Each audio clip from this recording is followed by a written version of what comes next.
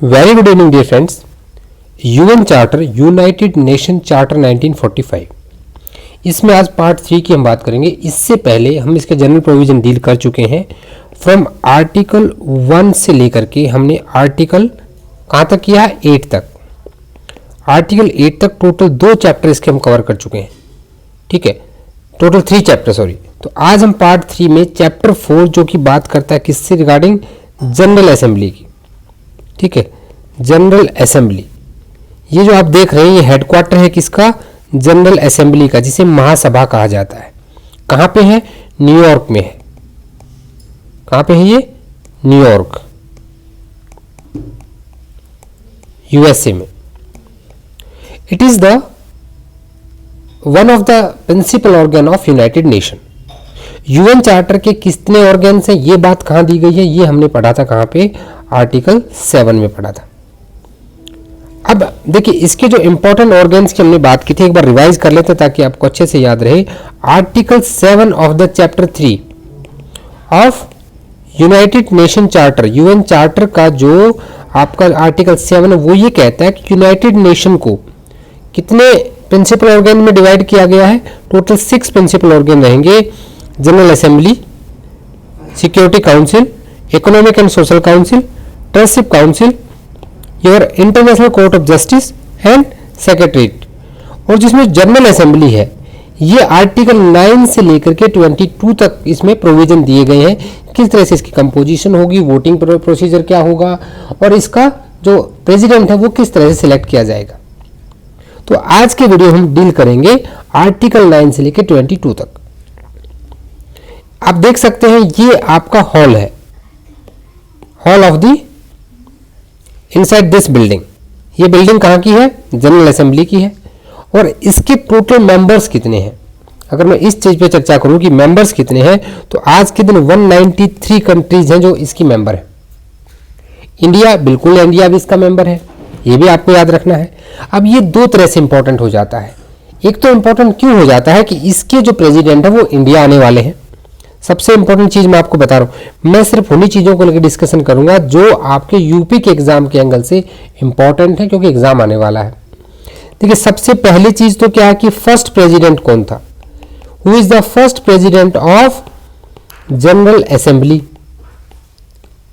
ठीक है, तो पहला प्रेसिडेंट कौन था, Paul Henry spark. Paul Henry spark, ये जो है फर्स्ट प्रेसिडेंट थे। कब बने थे, 1946 में बने थे। कहां के थे, बेल्जियम। किस कंट्री से बिलोंग करते थे, तो ये बेल्जियम से बिलोंग करते थे। अब दूसरा क्वेश्चन आता है यहां पे प्रेसिडेंट को लेकर ही कि करंट में कौन प्रेसिडेंट है। ये तो थे फर्स्ट, और अब ये 77th तो कौन है, 77th प्रेसिडेंट है। कौन है 77th, कसाबा करोसी। कसाबा करोसी है हंगरी कंट्री के, हंगरियन है ये। ठीक है, ही इज एन हंगरियन। और अभी 2022 में इनको इस अपॉइंट किया गया है। अब ये तो हो गए फर्स्ट और करंट, लेकिन क्वेश्चन ये राइज होता है कि क्या इंडिया से भी कोई कभी प्रेसिडेंट बना है, क्या कोई इंडियन कभी जनरल असेंबली का प्रेसिडेंट बना है।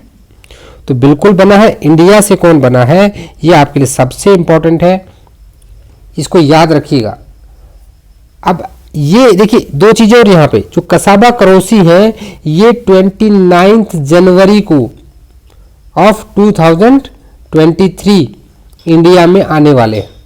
इंडिया में इनका विजिट है 29 जनवरी से 31 जनवरी तक। तो ये बिल्कुल आपका करंट अफेयर का भी क्वेश्चन है, और आपसे जीएस में भी वही क्वेश्चन पूछे जाते हैं जो कहीं ना कहीं न्यूज में रहते हैं। अब बात करते हैं कि इंडियन कौन है। ठीक है, इंडियन यहाँ पे कौन रहा है जो कि प्रेसिडेंट रहा हो। तो इंडियन प्रेसिडेंट की अगर मैं बात करूं, इंडिया के प्रेसिडेंट नहीं, Indian as a president, as president in General Assembly कौन रहा है, तो ये आपके लिए बहुत इंपॉर्टेंट क्वेश्चन है। लक्ष्मी पंडित, एक ही आज तक इंडिया से वहां पे रही हैं। ठीक है, विजय लक्ष्मी पंडित इनका पूरा नाम था, विजय लक्ष्मी पंडित। 1953 में इनको अपॉइंट किया गया और ये 8th प्रेसिडेंट थी, 8th president of general assembly. और आज तक सिर्फ यही अपॉइंट हुई हैं, क्योंकि जनरल असेंबली के जो प्रेसिडेंट है वो एवरी ईयर चेंज होते हैं, एवरी ईयर। ठीक है, 77 ईयर हो चुके हैं, तो अभी 77 चल रहे हैं। अब बात कर लेते हैं इसके कंपोजिशन की। आर्टिकल 9 से लेकर के कहां तक इसको पढ़ना है, हमें 22 तक पढ़ना है। तो जो कंपोजिशन बात करेगा, अब 9 क्या कहता है, article 9, the General assembly shell consist of all members of United nation. सभी लोग इसके मेंबर्स होंगे। अब ये बात हम पहले पढ़ चुके हैं मेंबरशिप में। कहाँ पढ़ चुके हैं, आर्टिकल 3 में। आर्टिकल 3 कहता है, ठीक है, और आर्टिकल 4 कहता है कि सबके लिए ओपन है, कोई भी आए। आर्टिकल 4 में हमने पढ़ा था कि बिल्कुल ओपन है, कोई भी आके बन सकता है। तो जो कोई यूनाइटेड नेशन का मेंबर है वो जनरल असेंबली का भी मेंबर है, और इसकी संख्या आज के दिन कितनी है, 193।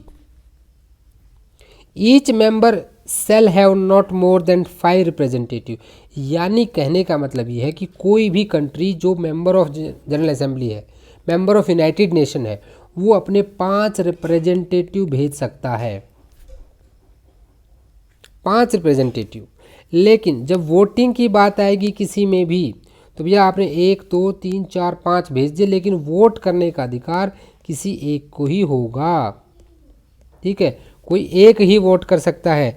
Article 18, each member of general assembly shall have 1 vote.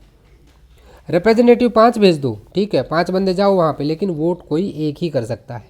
यानी कि ये 5 लोग एक ही वोट कर सकते हैं, 5 में से कोई भी एक वोट कर सकता है।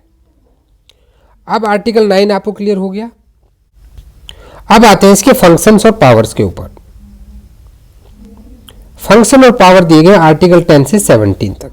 अब आर्टिकल 10 क्या कहता है, ये कहता है कि जनरल असेंबली जो है, फंक्शन क्या है इसके, किसी भी ऐसे मैटर को जो इंटरनेशनल पीस की बात करता है उसको डिस्कस कर सकती है। लेकिन इसमें एक्सेप्शन दी गई है आर्टिकल 12 की। मैं आर्टिकल 10 की बात कह रहा हूं। अब आर्टिकल 12 ये कहता है कि जब सिक्योरिटी काउंसिल ने अगर किसी कंट्री के ऊपर कोई एक्शन ले रखा है, ठीक है, तो उन क्वेश्चंस के ऊपर कोई रिकमेंडेशन जनरल असेंबली नहीं दे सकती। यही आपका एमसीक्यू जो मैंने आपको वर्ड्स बोले। मैं उम्मीद करता हूं कि आपके पास बेरेक्ट होगा। अगर बेरेक्ट नहीं है तो टेलीग्राम में जाइए, आपको बेरेक्ट मिल जाएगा, वहां से आप बेरेक्ट ले सकते हैं। ठीक है, क्लियर। अब आते हैं आर्टिकल 11 पे। आर्टिकल 11 ये कहती है कि भाई जनरल असेंबली में कंसीडर, चलिए बेरेक्ट पे ही चलते हैं ताकि आपको और बेहतर तरीके से समझ में आए, ताकि आपको कोई कंफ्यूजन ना रहे। अभी हम यूएन चार्टर को डिस्कस कर लेते हैं बेरेक्ट के अंदर, जो लिखा है इसके यूएन चार्टर में, वहां से आपको चीज और बेहतर तरीके से समझ में आएंगी, क्योंकि बहुत बार ना क्वेश्चन डायरेक्ट बन जाते हैं।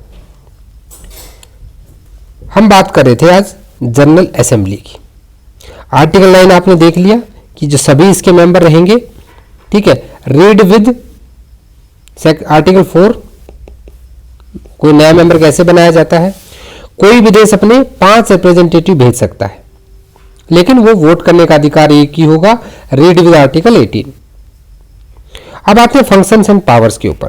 तो आर्टिकल 10 क्या कहता है कि द जनरल असेंबली में डिस्कस एनी क्वेश्चन और any matter with in scope of the present charter. UN charter से संबंधित किसी भी मुद्दे पे वो बात कर सकते हैं, एक्सेप्ट अगर आर्टिकल 12 में है कि जब कोई एक्शन लिया गया है किसके द्वारा, सिक्योरिटी काउंसिल के द्वारा किसी कंट्री के ऊपर, तो उस पर कोई भी रिकमेंडेशन नहीं करेगा। या ध्यान देना आप, रिकमेंडेशन नहीं करेगा। फिर आता है आर्टिकल 11 पे। ये कहता है कि जनरल असेंबली क्या है, ऐसे जनरल प्रिंसिपल्स को कंसीडर करेगी जो क्या करते हैं, मेंटेन करते हैं इंटरनेशनल पीस एंड सिक्योरिटी। ये वर्ड आपको हर जगह मिलेगा, क्योंकि पूरा मुद्दा है ही इंटरनेशनल पीस एंड सिक्योरिटी का। ठीक है। दूसरा क्या है कि जनरल असेंबली में डिस्कस, क्या क्या डिस्कस कर सकती है, कोई भी ऐसे क्वेश्चन जो रिलेटेड किससे हैं, मेंटेनेंस एंड इंटरनेशनल पीस से, and security brought before it by any member. कोई भी मेंबर अगर जाके कहता है कि जी देखो ये गलत हो रहा है, पाकिस्तान ऐसा कर रहा है, ये गलत चीज है, तो उसको यूएन डिस्कस करेगा। जनरल असेंबली क्या कर सकती है जब ऐसे मुद्दे आते हैं, तो सिक्योरिटी काउंसिल की अटेंशन लेकर आती है वहां पे कि भाई देखो ये सिचुएशन चल रही है वहां पे, और इससे जो है इंटरनेशनल पीस एंड सिक्योरिटी खतरे में आ सकती है। जैसे कि अभी यूक्रेन के साथ और रसिया के साथ हो रहा है, रसिया ने यूक्रेन पे अटैक कर दिया इन दैट कंडीशन। ठीक है, अब आर्टिकल 12 क्या कहता है कि security council is exercising respect of any dispute और सिचुएशन। मैंने अभी अभी आपको बताया था कि जब आर्टिकल 10 के हिसाब से जनरल काउंसिल किसी भी ऐसे मुद्दों पे बात कर सकती है, रिकमेंडेशन दे सकती है जिससे इंटरनेशनल पीस एंड आपकी हार्मनी बनी रहे, लेकिन दैट सब्जेक्टेड टू आर्टिकल 12, जहां पे सिक्योरिटी काउंसिल ने क्या कर रखा है, कोई एक्शन ले रखा है ऑलरेडी उसके खिलाफ, तो वहां पे shall not make any recommendation with regard to that dispute or situation unless security council so request। जब तक सिक्योरिटी काउंसिल रिक्वेस्ट नहीं करेगी तो उसे नहीं करना है। Article 13, the General assembly shall initiate studies and make recommendation। अब किस चीज की स्टडी कराएगी भाई, सीधी सी चीज है, प्रमोट करना है क्या, इंटरनेशनल कोऑपरेशन, अंतरराष्ट्रीय भाईचारा करना है पॉलिटिकल फील्ड में। ठीक है, international development of international law and it's codification में, इकोनॉमी में, social, culture, educational, health fields, है कि नहीं, ये सारी चीजें यहां पे आएंगी। आर्टिकल 14 कहता है कि subject to provision of article 12। Article 12 को ध्यान से पढ़िए, सभी के एक्सेप्शन में आता है। जनरल असेंबली में रिकमेंड मेजर फॉर, भाई वो मेजर्स दे सकती है, लेकिन आर्टिकल 12 में तो ऑलरेडी सिक्योरिटी काउंसिल कुछ कर रही है, लेकिन वो सिक्योरिटी काउंसिल का ध्यान उस तरफ दे सकती है, ये प्रोविजन दिया गया आपके आर्टिकल 10 और 11 में। आर्टिकल 15 क्या कहता है, General assembly shall receive and consider annual and special report. यहां से आपका एमसीक्यू बनता है कि जनरल असेंबली जो है वो रिपोर्ट्स लेगी, किससे लेगी, सिक्योरिटी काउंसिल से लेगी, और इसके जो सब्सिडरी ऑर्गन्स है उनसे भी लेगी। ठीक है, जो दूसरे ऑर्गन्स हैं उनसे भी लेगी। दूसरे ऑर्गन क्या है आपके भाई सिक्योरिटी काउंसिल है, इकोनॉमिक एंड सोशल काउंसिल है, ट्रस्टशिप काउंसिल है, आईसीजे है या यूएन सेक्रेटरीट है, तो उनसे भी एनुअल रिपोर्ट्स लेगी। तो रिपोर्ट्स की बात आर्टिकल 15 दिमाग में रखिएगा। ठीक है, और एनुअली ली जाती हैं, ये भी यहाँ पे ध्यान देना है। आर्टिकल 16, अब जनरल असेंबली ऐसे फंक्शन परफॉर्म करेगी जो कि इंटरनेशनल ट्रस्टशिप सिस्टम, इसी के लिए ट्रस्टशिप काउंसिल बनाई गई है। ठीक है, और चैप्टर 12 और 13 इसके बारे में बात करेंगे। ठीक है, ट्रस्टशिप एग्रीमेंट के। Article 17, the General assembly shall consider and approve the budget. इसको ना आप मार्क कर लीजिए, ये आपका एमसीक्यू का डबल स्टार क्वेश्चन है। Who will approve the budget of the organisation, the General Assembly. एक मार्क्स आपका यहां से 100% श्योर हो गया। एक क्वेश्चन, मार्क्स तो ज्यादा कैरी करेगा, 3 मार्क्स कैरी करेगा। ठीक है, जीएस में आया तो कर, लेकिन ये लॉ के पेपर में आएगा आपका। The expense of organisation shall be borne by, किसके द्वारा एक्सपेंस बोर्न किया जाएगा, ये पूरा का पूरा आर्टिकल ध्यान से पढ़ना है आपको। मेंबर्स के द्वारा, जो जनरल असेंबली के मेंबर हैं। कितने मेंबर है, 193 members. General assembly shall consider and approve any financial और budgetary arrangement referred in Article 57 and shall examine the administrative budget of such specialized agencies in the view and recommendation of the concerned। अभी article 57 में क्या दे रखा है, जो article 57 ये कहता है कि जो स्पेशलाइज्ड एजेंसीज हैं जो इंटर गवर्नमेंट एग्रीमेंट्स के बेस पे होती हैं, ठीक है, उन सब का बजट कितना रहेगा। जैसे UN forces, UN peace forces हैं, आपने कॉन्गो वगैरह में देखी सुनी होंगी, वहां रहती हैं, तो उनके लिए जो एनुअल बजट होगा वो भी कौन डिसाइड करेगा, जनरल असेंबली डिसाइड करेगी। मोटे तौर पे याद रखें, आर्टिकल 17 पूरे खर्चे का ब्यौरा रखेगा कौन, जनरल असेंबली। फिर आते हैं वोटिंग प्रोसीजर में। अब वोटिंग प्रोसीजर का मतलब क्या है, हमने कहा था कि हर कंट्री यहाँ पे कितने बंदे भेजेगी, 5 बंदे भेजेगी, लेकिन ये पांचों वोट नहीं कर सकते। इन पांचों में से कोई एक वोट करेगा और एक ही वोट काउंट होगी। हमने आर्टिकल 18 को किसके साथ पढ़ा था, आर्टिकल 9 के साथ पढ़ा था। तो यहाँ पे देना each member of general assembly shall have 1 vote, ये बात हमने वहां पढ़ी थी। ठीक है, अब यहाँ जो डिसीजंस होते हैं ना वो 2/3 मेजोरिटी से होते हैं। किससे होते हैं? 2/3 मेजोरिटी से होते हैं। ये यहाँ पे ध्यान देने की बात है। मैं पूरा नहीं पढ़ूंगा, जहां से इंपॉर्टेंट एमसीक्यूज बन रहे हैं हम उसी को पढ़ेंगे। आर्टिकल 19 कहता है कि कोई भी मेंबर यूनाइटेड नेशन का, ठीक है, जो arrear in payment of its financial contribution organisation shall have no vote in general assembly if the amount of its area equal to exceed the amount of contribution due from it। भाई अगर 2 साल तक उसने वहां पे अपना जो amount है वो दिया ही नहीं है, कंट्रीब्यूशन ही नहीं दिया, तो वोट भी नहीं करने का अधिकार। ये आपके लिए इंपॉर्टेंट लाइन है। ठीक है, अब आते हैं प्रोसीजर पे। आर्टिकल 20 कहता है कि जनरल असेंबली कितनी बार मिलेगी, तो भैया साल में 1 बार मिलेगी और सितंबर के मंथ में जनरली मिलते हैं, सितंबर टू दिसंबर रहता है एनुअल। लेकिन ये तो बात है रेगुलर सेशन की, रेगुलर सेशन, लेकिन स्पेशल सेशन भी हो सकता है अगर सेक्रेटरी जनरल को की रिक्वेस्ट हो, सिक्योरिटी काउंसिल की हो, मेजोरिटी ऑफ मेंबर्स, जैसे अब यूक्रेन के मैटर में हुआ कि आओ भाई सब इकट्ठे होकर बातचीत करते हैं, वो हो गई special condition. But regular session जो है इसका कब होता है? सितंबर में होता है। 21 कहता है कि general assembly shall adopt its own rule of procedure and it shall elect its president for each session. हर सेशन के लिए कितने सेशन हो चुके हैं अब तक? 77 हो चुके हैं। 77th प्रेसिडेंट कौन है? कोसाबा करोसी, हंगरी के हैं। ठीक है, इंडिया में वाली कब थी? इंडिया में 8th प्रेसिडेंट थी इंडियन, फर्स्ट इंडियन लेडी, पढ़िए उनके बारे में, विजय लक्ष्मी पंडित 1953 में अपॉइंट हुई। आर्टिकल 22 द जनरल असेंबली में एस्टेब्लिश सच सब्सिडरी ऑर्गन, सब्सिडरी ऑर्गन्स बना सकती है। ठीक है, ये कमेटी के थ्रू बन सकते हैं, बोर्ड्स के थ्रू बन सकते हैं, कमीशंस के थ्रू बन सकते हैं। ठीक है, तो यहां तक आपका जनरल असेंबली के जनरल पॉइंट्स थे। मुझे उम्मीद है कि आपको चीजें समझ में आई होंगी। देखिए, एक क्विक रिवीजन फाइनल टचअप देने से पहले, हेडक्वार्टर कहां पे है? न्यूयॉर्क में है। ठीक है, आर्टिकल 9 से लेकर 22 तक इसको डील करता है। कौन सा चैप्टर? चैप्टर 4 डील करता है। फर्स्ट प्रेसिडेंट कौन थे आपके? पॉल हेनरी स्पाक, बेल्जियम के थे। रिसेंट में कौन है? कसाबा करोशी, हंगरियन है। ये इंडिया में आ रहे हैं 29 जनवरी को, इसलिए आपके लिए इनका नाम इंपॉर्टेंट हो जाता है। इंडिया से कौन बनी? 1953 में पंडित विजय लक्ष्मी पंडित, पहली इंडियन, और अभी तक कोई दूसरा इंडियन नहीं बन पाया है। कोई भी कंट्री 5 मेंबर भेज सकता है, लेकिन वोट उनमें से कोई एक ही कर सकता है। पूरा बजट कौन बनाएगा? तो भैया यही बनाएगी। नए मेंबर को इंक्लूड करना जनरल असेंबली करती है on the recommendation of security council. किसी को एक्सपेल करना है on the recommendation of security council. Security council का ध्यान खींच सकती है कि भी देखो यहाँ पे matter international peace and harmony को डिस्टर्ब कर सकता है। सिक्योरिटी काउंसिल ने कहीं पे पहले से कोई एक्शन ले रखा है तो वहां कोई रिकमेंडेशन नहीं देगा। बस इन बातों का ही तो ध्यान रखना, और इसके अलावा इसमें कुछ नहीं है।